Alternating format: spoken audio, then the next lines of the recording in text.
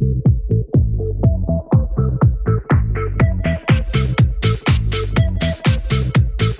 80 days, adventurer and award-winning filmmaker Paul G. Roberts retraces the global footsteps of Phileas Fogg, hero of Jules Verne's most famous work.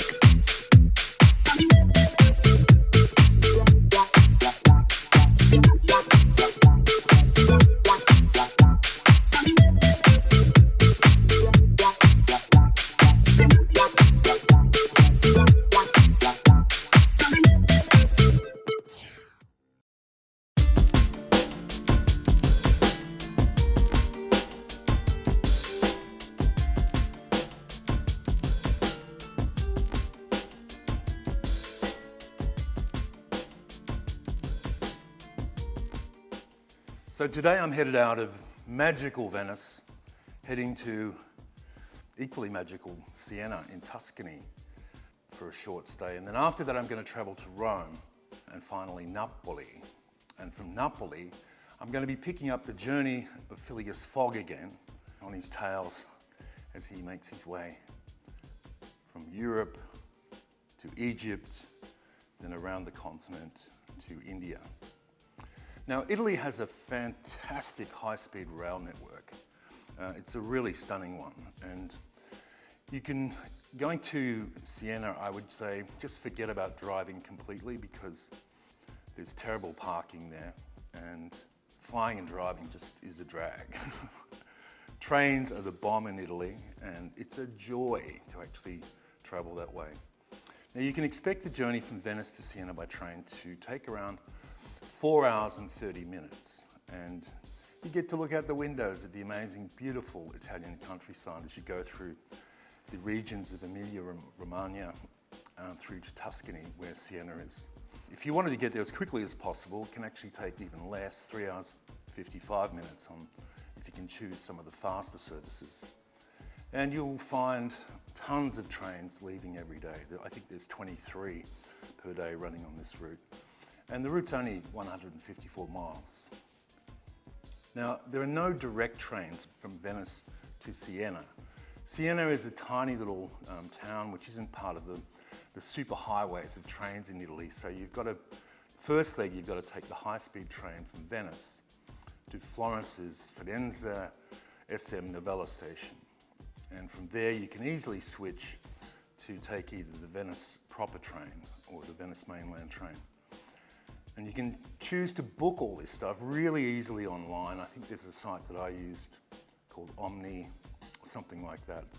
And you can book the Italo Deluxe or the Frecciarossa versions. There's two main sort of train networks or operations in Italy. Both of them are great. Both of them offer, TGV style trains. They're comfortable, you can get a drink, you can buy bottles of wine, you can even bring your own food and wine. And when you're in the home of amazing Italian cuisine, why wouldn't you?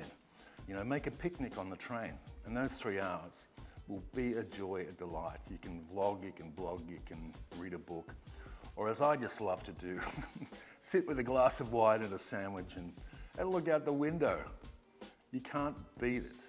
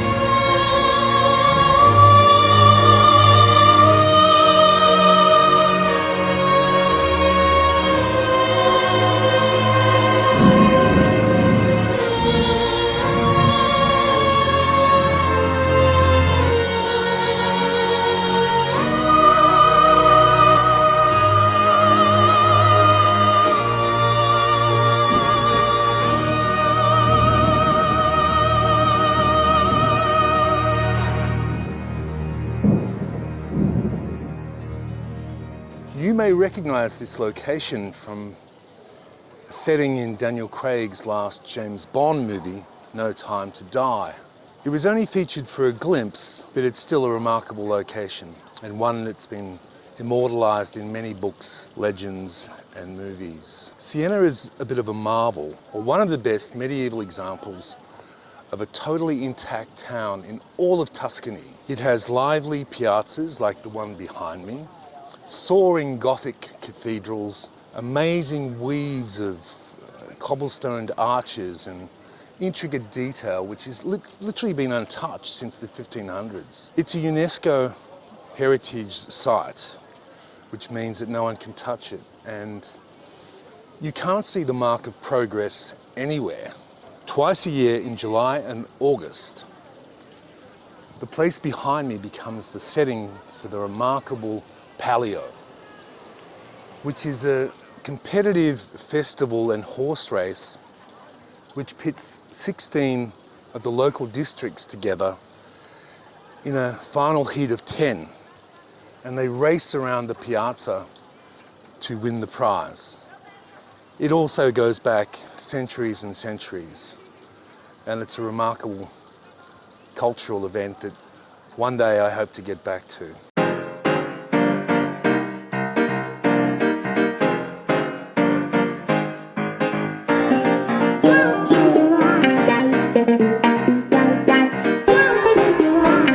And I'm going to Milano, Porta Garibaldi.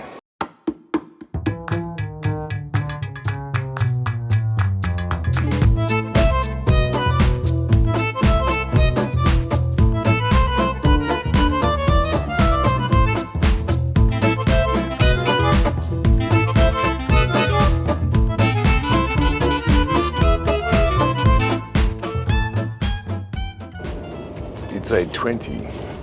We're rocketing through the French countryside, about an hour and a half outside of Paris, on a TGV.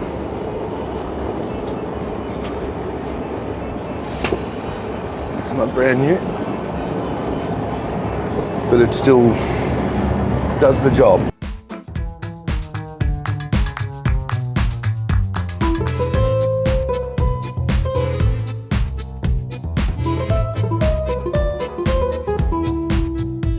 So after rocketing through the flat French countryside, green trees and spring autumn meadows, we're now passing into Switzerland and climbing into the Alps, where the trek takes a lot longer.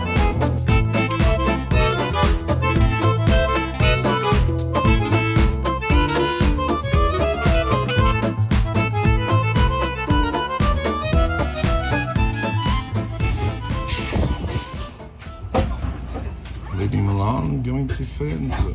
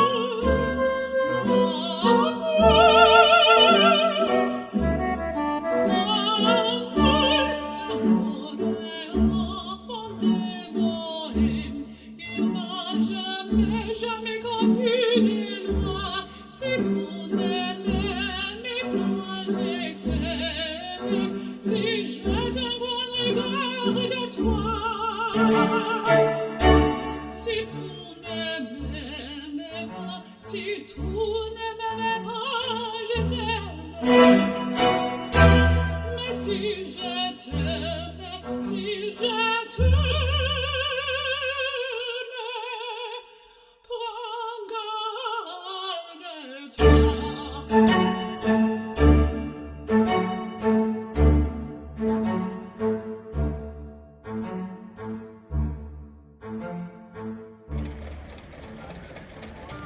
that is a view from my rooftop terrace over Tuscany, Tuesday morning. I'm here high over Tuscany in the mythical walled city of medieval Tuscany, Siena, high above Siena, on a rooftop. Don't know if you've ever seen a view so beautiful.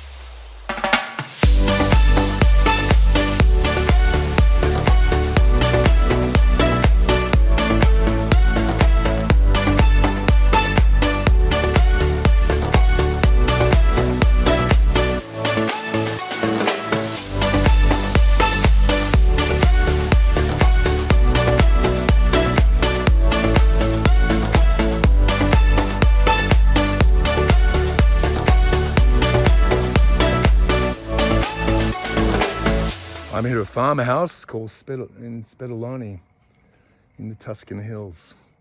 Just about to have lunch under some vine leaves. Please, come on. You stay outside, huh? You are very quiet. Yeah, al fresco. This is my testa. Tall. Testa grande. Voila. Solo mio. Only for you.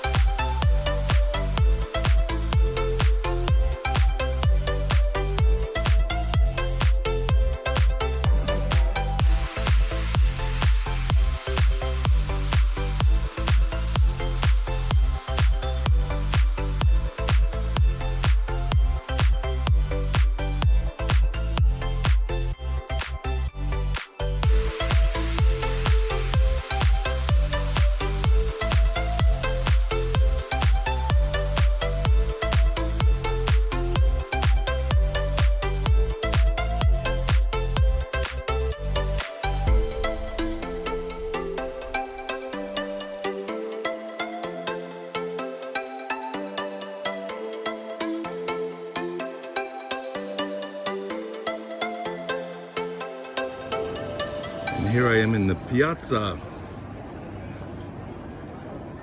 in the middle of Siena. What a stunning place this is. Really breathtaking.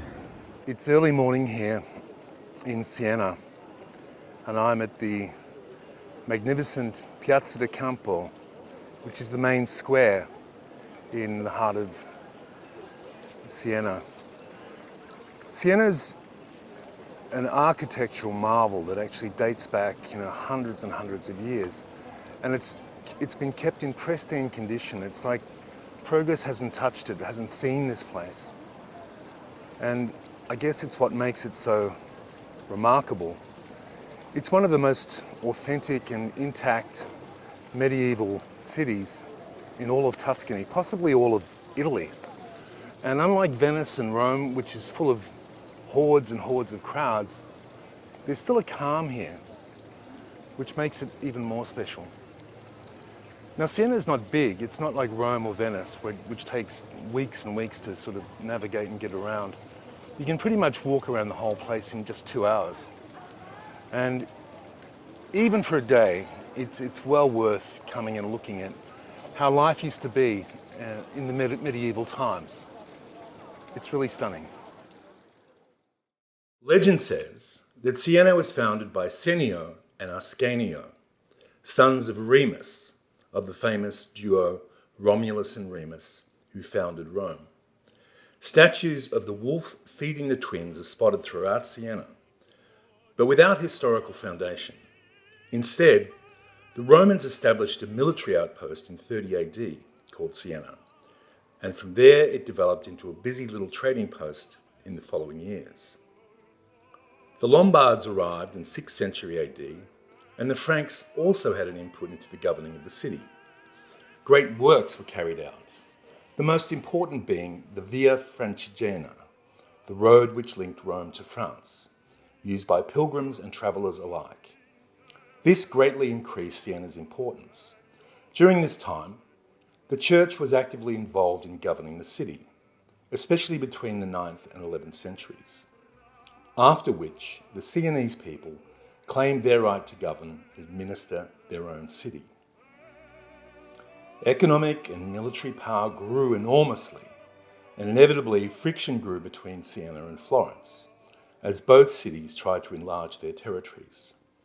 There were many battles between the two cities between the 13th and the 15th centuries, some won by Siena, but eventually Florence had the upper hand and Siena was incorporated into Florentine territory and administration. Despite both external disputes with neighbours and internal disputes over government, in the years 1150 to 1300, great artists were discovered and the city was adorned with beautiful monuments such as the Duomo, the Palazzo Pubblico, and the Torre del Mangio. The Council of Nine, a beneficent governing body, in the mid-13th century, were behind a lot of these improvements, many of which you can still see today.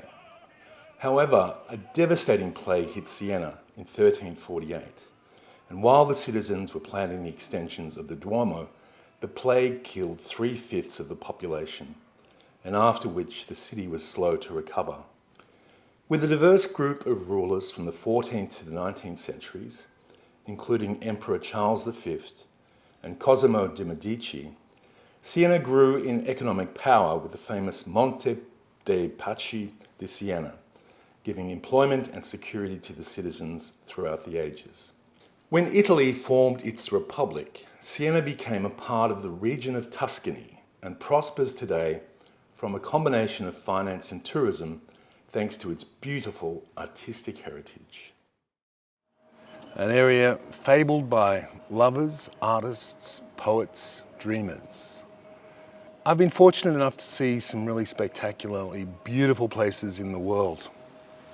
Off the top of my head, there's Boracay in the Philippines, Bora Bora in Tahiti, Santorini in Mykonos, even Taormina in Sicily. But there's something about Tuscany that really takes your breath away. It's the calm. It's a walled city, and even though there's traffic here, there's no sound of a city. There's no sound of activity, noise, screaming, civilization out of control. It's as though it's a place that was meant to be, how people were meant to be.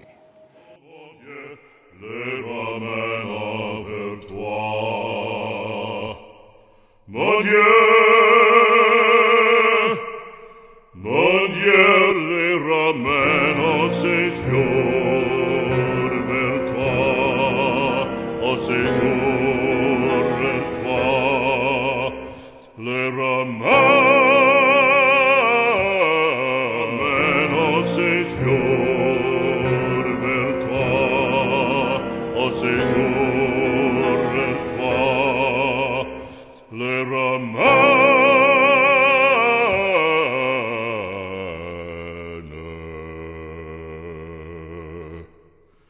Un séjour, mon Dieu,